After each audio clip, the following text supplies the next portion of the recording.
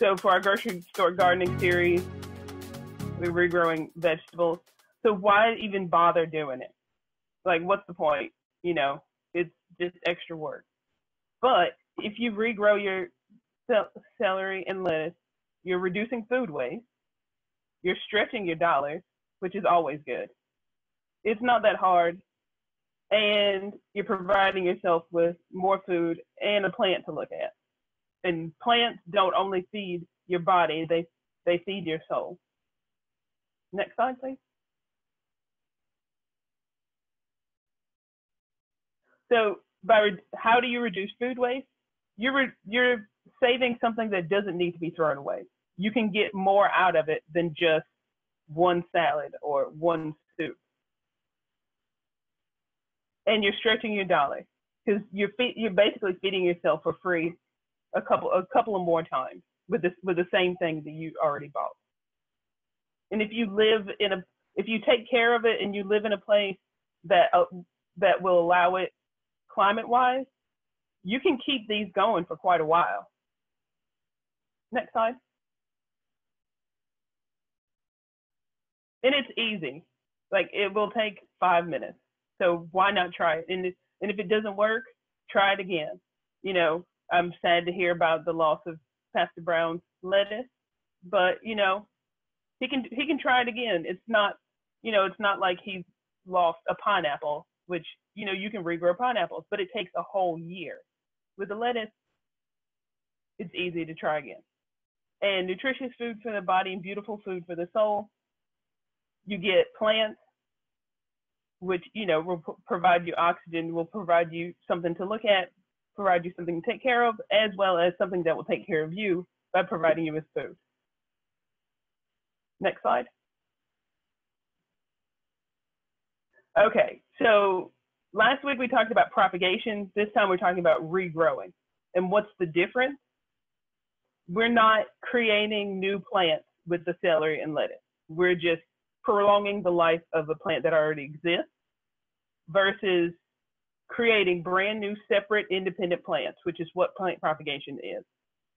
So even though this is being done asexually, it is not propagation. Like I said, we're just continuing the life cycle of a plant that we've purchased. Next slide. Okay, so the plant anatomy, we talked a little bit about it before, but let's talk about it again. So plant parts, it's fairly simple. The stem, which I'm sure we can all recognize. And then the place where the leaf connects to the stem is called the petiole. And you can see by the red arrow, the petiole is what takes the nutrients from the stem to the leaf. Why is this important? Why does that matter? Because that's what celery is. People call it a stalk, they call it a leaf. It's not. It's the thing that takes the nutrients from the stem to the leaf. And the node is where the petiole meets the stem, which is what we use to propagate our herbs with our stem cutting, with our leaf cuttings, excuse me. And then the terminal bud. So that's the bud at the top of the plant. That's where the growth takes place to keep the plant growing up. There's also lateral buds, which helps the plant grow out. And lettuce is the terminal bud. So even though you see the little stump at the bottom of the head of lettuce, that is actually the stem. So the whole head of lettuce is the bud. So that's where all the growth takes place. And I know this might sound a little much, but if you know how the plant grows, it'll be easier when you buy more vegetables and you look at it and you're like, wait a minute, this comes from this part of the plant. So I can try this to regrow it. I can try this to propagate it. So next slide. So different parts of the plant give us different vegetables. And here are some examples. So, the leaves, spinach, bulbs, or onions. So the bulb is actually a modified stem, or, sorry, modified leaf. So the onion is not a root. It grows underground, but it's not a quote unquote root. Broccoli is actually underdeveloped flower buds. Sweet potatoes are swollen roots. White potatoes are swollen stems. Next slide. And through breeding and evolution, we've come up with all these different vegetables and plants that we eat. So on this, we see here that the lettuce comes from the main bud, and the celery comes from the petiole. Does anybody have any questions so far? Okay, next slide, please. Okay, so a petiole, which is the celery, the stalk of celery, because there are leaves at the tip of the celery. So in this little stump at the bottom, that's the stem. So the in between is the petiole, and the petiole is a stem-like appendage that connects the leaf to the stem. And where it connects to the stem is the node, and that's where new roots would come. So which is why when we put it in water, that's where the roots come out. The leaf blade for leaf. So there's two kinds of lettuce: leaf lettuce and head lettuce. Leaf lettuce, we're eating the leaves because they're connected. They all come out of the stem, and they're just really crowded, so you can't really see the stem. So if you've ever cut open like a cabbage and you see that core on the inside, that's the stem. And on the inside of lettuce, same thing. And the terminal bud is head lettuce. So the leaves are so close together and they're folded over top of each other. That's the difference between head lettuce and leaf lettuce. So next slide. All right, so lettuce is Lactuca sativa. And this is a picture of some leaf lettuce growing in a plot. And like I said before, there's two different kinds. There's leaf lettuce and there's head lettuce. So when you think of head lettuce, like iceberg,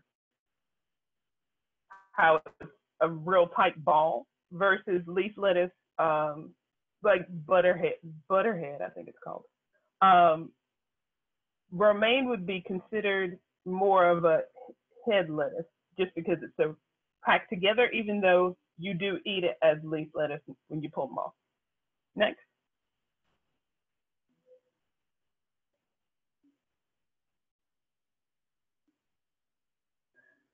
So you can see the difference between the leaf lettuce and the head lettuce. Like I said, the head lettuce, the leaves are really close together and they curve over each other and form a ball. You whittle them off individually without breaking them. In leaf lettuce, you can break them off as you eat.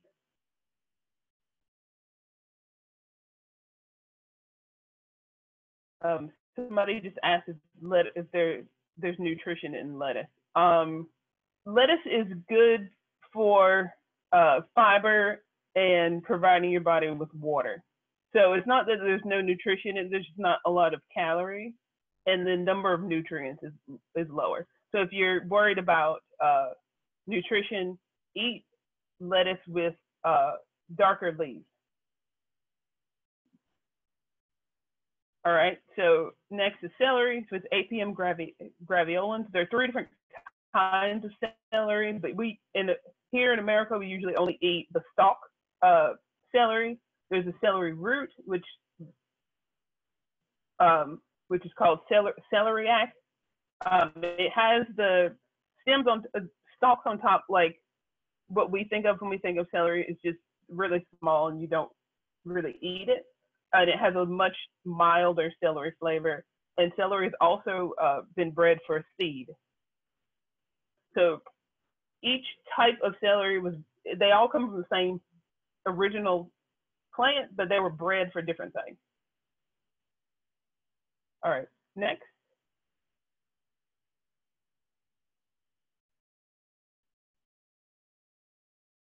All right, so And this picture is just to demonstrate how we know that celery is not a stem versus the petiole. And this is just for basic plant knowledge.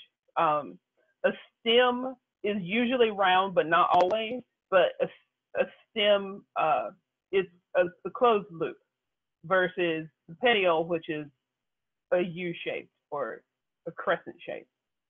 And the cut picture of the celery is just so you can see what it looks like on the inside. It's just a bunch of petioles put together. So I'm sure there's a plant that has a similar structure that's big, that's wider and bigger, so you can see it. But basically, it's just a bunch of connections to the stem, and the leaves are at the end. So it would be considered a compound leaf, or a compound leaf. All right, next slide. All right, so here is where I'm going to give you some tips, and then we're going to go into our demonstration. So if you have celery, so now is the time, if you want to follow along, go get your cutting board, go get your knife, go get your celery, go get your lettuce, and we can do this together. Or you can just watch me. It's up to you, but now would be a good time to go get your stuff. Somebody said, what is the function of the petiole? The petiole takes the nutrients from the stem to the leaf. So the vascular system of the plant, you've got the phylum and xylem and the phloem. So one takes water, and the other one takes the sugars that are produced from the leaves. And where the petiole meets the stem is where those would be, where that nutrition would come from to go to the leaf. All right, so tips. If you have limp celery, which I'm sure everybody has had it at some point in time, the best thing to do, assuming it's still edible and you want to keep it, you cut the end off your celery, like the experiment that you probably did in elementary school, and even if you were in the American public schools, I'm sure you may have seen it on some PBS station. If not, trust me, it works. So you cut the end off so that each one of the stalks of celery that you're trying to save has a fresh cut, because you need that fresh cut, because it's going to suck up the water that you're going to put them in. So you're going to cut off the bad parts of your celery and put it in ice water. The colder, the better. And you stand it in a cup, in a glass, whatever. And after probably 30, 45 minutes, it will be hard as a rock and like brand new. And even though we're not talking about carrots during this series, if you have limp carrots that they just don't look that good, but you want to salvage them, you get a bowl or some kind of casserole dish, put ice water in it, lay the carrots inside of it, make sure they're submerged, and after about 45 minutes, they'll be hard as a rock and good as new. All right, so salvage your limp celery. It's easy. And if your water's not cold enough, stick the whole thing in the refrigerator, and after about 30, 45 minutes, they'll stiffen back up. Storing lettuce. If you have leaf lettuce, wash it, but don't dry it. And then put a paper towel. Sandwich your leaves between two paper towels. Put it in a Ziploc bag or some kind of container and close it. And your lettuce will usually last upwards of 2 weeks, if not longer. The paper towel keeps it from creating more moisture inside the container. and whatever moisture is in the container, it will keep the leaves from getting soft and gross. And this actually goes back to Pastor Brown's poor lettuce, especially at this time of the polar vortex. Should you regrow your celery and lettuce as a house plant or outside? It depends on what the temperature is like and the climate where you live. If you live somewhere where it gets hot where it gets really hot, I would say keep your lettuce inside. Somebody asked if it will work in the crisper box of the refrigerator. As long as you can keep it, as long as you can keep your paper, if you can keep it in a container, then yes, it'll work. Inside the crisper box, you'd have to line the whole thing with paper towels. Does it work with kale? Yes, it does. So any kind of leaf, it works. So anyhow, house plants versus outside. If it gets really hot where you live, keep your plants inside, but keep them close to a light source that is at least 3 or 4 hours a day, if not longer. When you put them outside, you can't put them outside straight from your house into the ground because they're used to being in your house.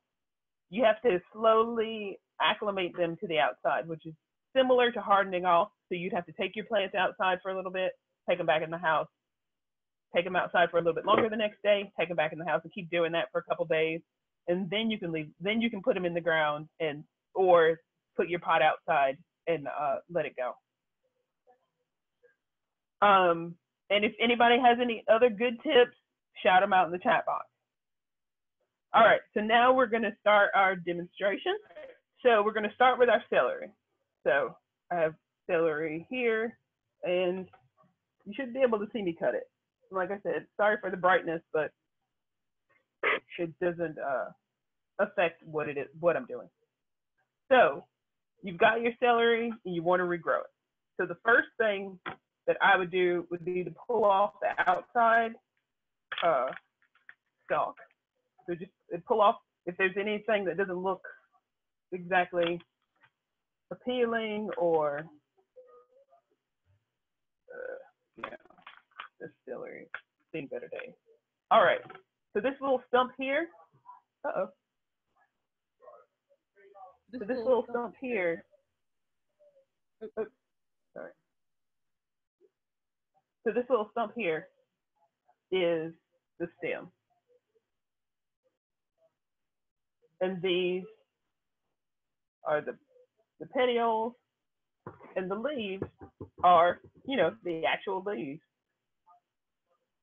So once you've got it pulled back, I think this one might have a root on it already. Once you've got it pulled back, pull this one off. And the more of the root you have exposed, the better. More of the stem you have exposed, the better. You don't have to do this, but it makes it easier later because then you don't have to worry about taking off stuff as it rots or whatever. So we've got this in. Wait, somebody asked about the bad pieces. And the pulling off, I think it's better to pull off the outside pieces and expose more of the stem down here, the stump, because you're going to put it in water. And if you can have less of the actual flesh in the water and more of the stem, you don't have to worry about it getting moldy and soft and gross because you're going to end up pulling that off anyway. So if you can avoid that, I say do it. But you don't have to. I just think it makes it easier. All right, so everybody, so we cut it probably 2 inches from the bottom, straight across. So all this that got cut off, that I would put into either cook with it now, or this is what see how the fresh cut, this is what I would stick into my cup of ice water to make sure that these stay edible. But you don't leave it in the water too long, because let me see, I need to move this out of the way. Because it'll get soft, like it'll get soft and gross, and so you'd want to change the water every day. And including with this, you want to change the water every day. So this is what we got. And here's the inside, which, let me see. Sorry about this light. There we go.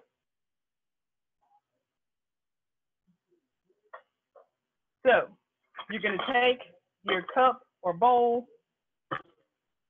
You're going to add in probably at the most an inch of water. I would put it in the, and if it doesn't stand up by itself, figure out a way to prop it up. You can put some rocks in the bottom to level it out, or you can, put something up the top to keep it from rocking or falling over.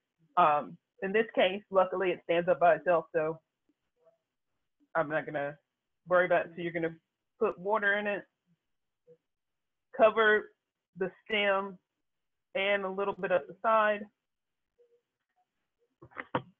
and you wait. And after a couple days, you'll see roots. You'll see white roots start to come out. Once the roots come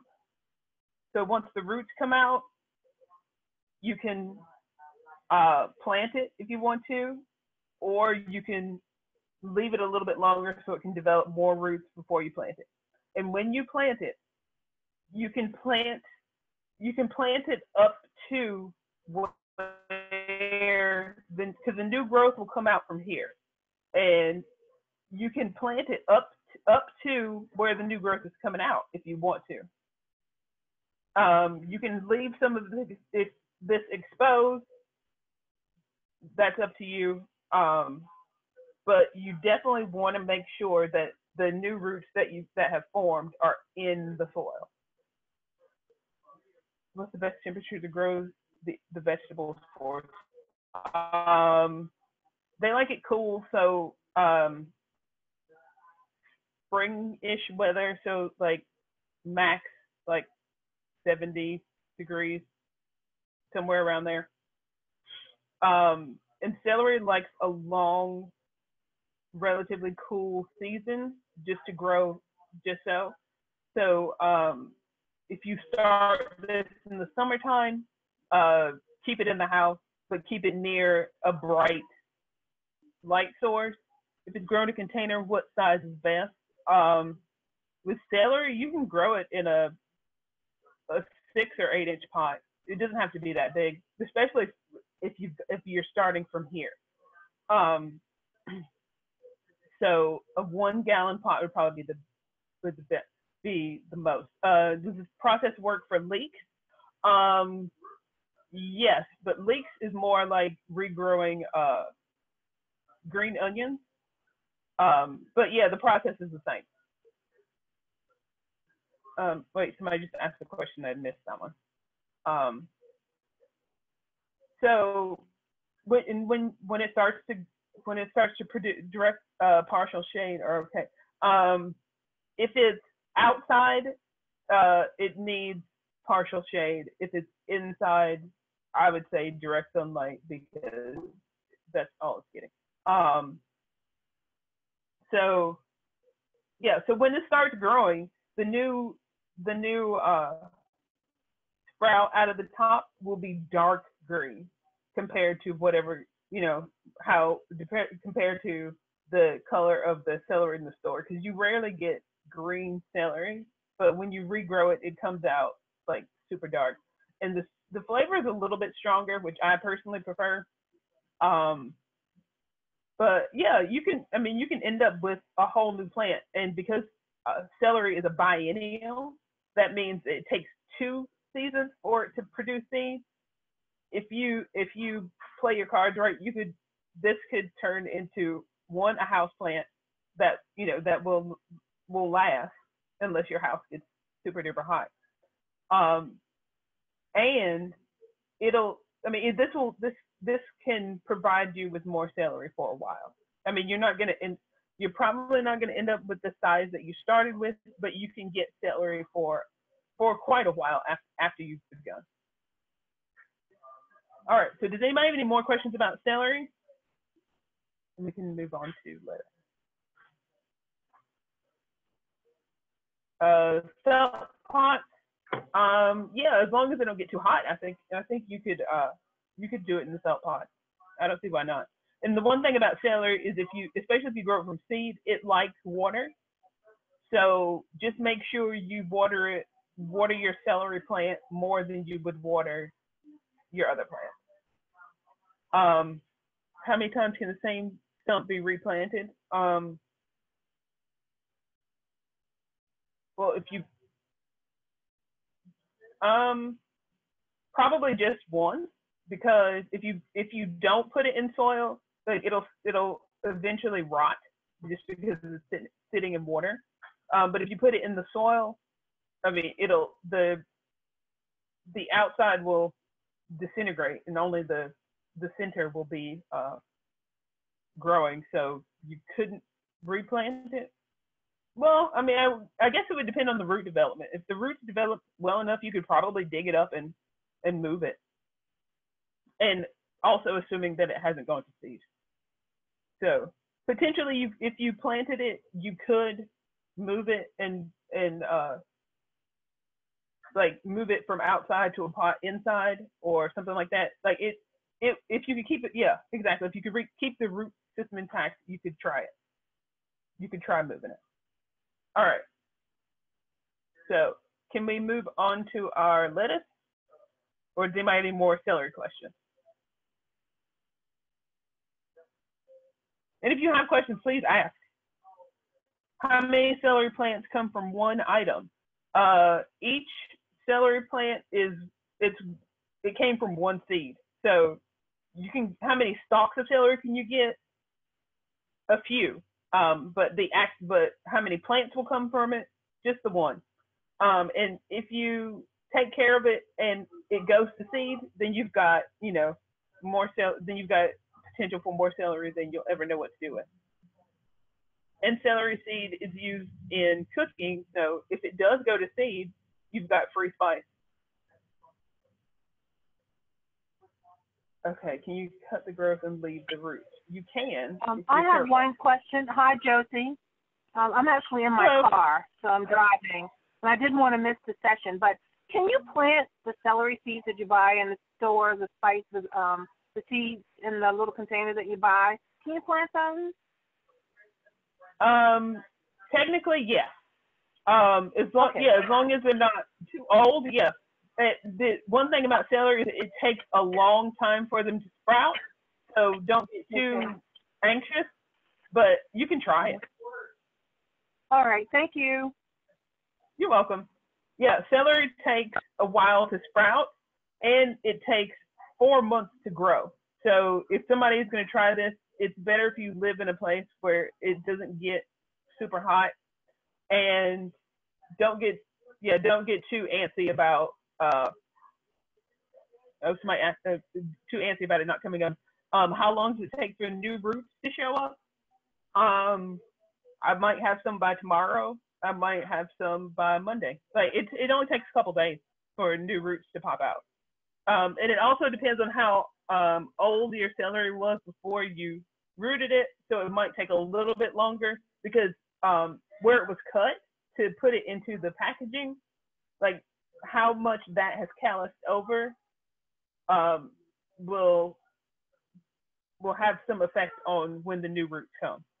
So that's also why I like pulling off the old outside leaves, because you're exposing more of the new, more of the stem that hasn't been cut. So it has like fresh cells, and they're ready to send out roots. Okay. Wait, what did the seeds on the plant that was just cut look like? Oh, celery seeds. I couldn't show them to you on camera because they're so tiny. If you see celery seed at the grocery store in a jar, that's it. So you just next time you're at the grocery store, go to the spice aisle and look. Should you put it in soil as soon as you see the first roots? You can. I would probably wait a little bit to have more roots so that I knew that it could take care of itself. I mean, you only need one, but if you have more, you have a better chance of everything working out.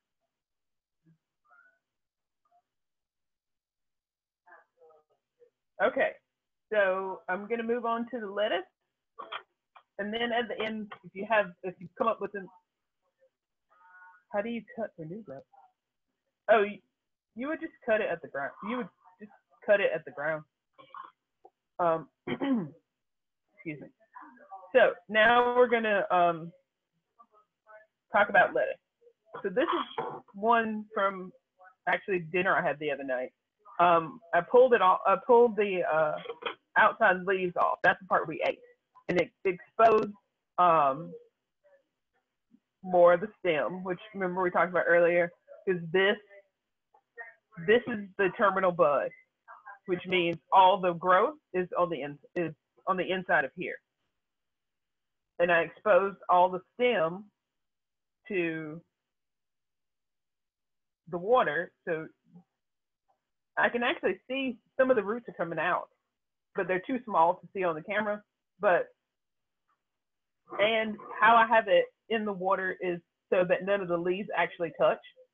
So it means this can still grow and I can still eat off of it without the leaves getting nasty. And sometimes you see the lettuce that you buy with the root ball still on it. You can use those. You can do that too with those. Do this as well with those. You keep those roots damp so that they don't dry out, and only remove the outside leaves that you're going to eat. Don't get rid of all of them. Keep at least the little new leaves in the middle, and then just plant the whole thing up to the bottom of the leaves and the top of the root ball. Don't bury the whole thing. All right. So, sorry. Got my little set. So this is the package of Artisan Heads lettuce. There were 4 small heads of leaf lettuce in the package. And sorry for the noise. I wanted to keep them as moist as possible. So when you get containers like these, and if they've got space in the bottom, put a little bit of water down there so that the roots can touch, and it'll keep them alive a little bit longer. And just put a little bit. You don't have to put very much. And the condensation and the roots being in the water, it'll keep the plants alive, and it might even start to root it. All right, so we're going to go with this one.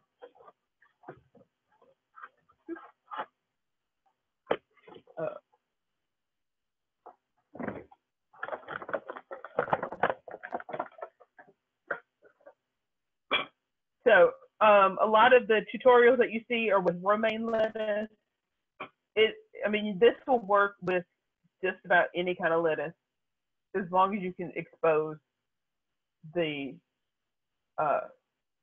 stem end. So in this case, so this is called frise. It's just a weird kind of, the leaves kind of look like fingers on the end. So and this stem is really, really short. So I want to expose as much of it as possible before I cut it. So you're going to remove the outside. And as I said earlier, and as I said last week, when you start doing your grocery store gardening project, do it around close to the time that you plan on eating, because there's no reason to just do this and then chunk all this stuff away. It's like, you're saving nothing. So here we go. Trying to expose as much of this stem as possible. And you take the outside leaves off and work your way in. And as Michael said about the cut and come again, that's how cut and come again works. You remove the outside leaves so that you keep the inside growing. Because if you kill the inside, you're done. So now more of the stem is exposed than it was before. And you can get as close as you want to.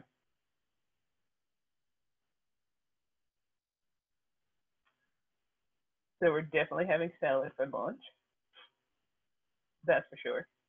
All right. And on the inside, you can see the new little buds popping out. In this case, you can't so much, but on this one, I can see them. You see where the new stuff comes from. Anyhow, so I've got this exposed now a whole lot more than it was. So the stem is probably half an inch now. So, and you would do it the same way you do the celery. Like an inch or two, from the bottom, cut it.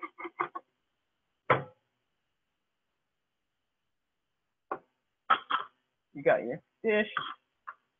And this one falls over, so I'm going to prop it up against the side. But, in another case, you could put a rock down here or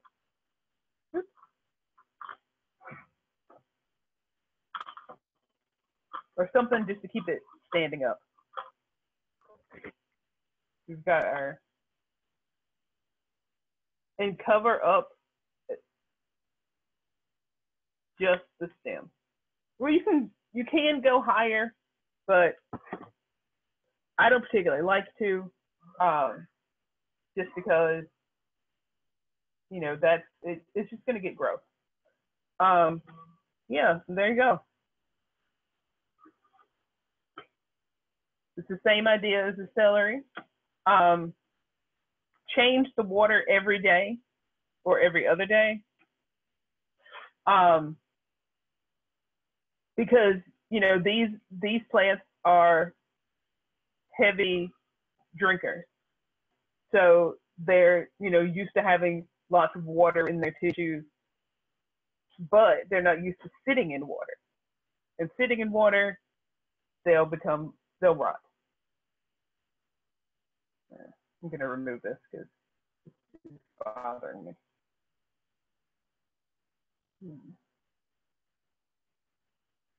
All right. Yeah, that's it. Okay. So here we go. And yeah, this one that I showed you earlier wasn't, I hadn't pulled all the leaves off of it, but, it's the same idea. Expose the stem, put it in water, and change it out. And by removing the outside leaves, you don't have to change it quite as much because it's most of the water is directly on the root instead of on the fleshy part of the plant. All right. So, any more questions? And thank you, Michael Carter, for jumping in and answering everybody's questions.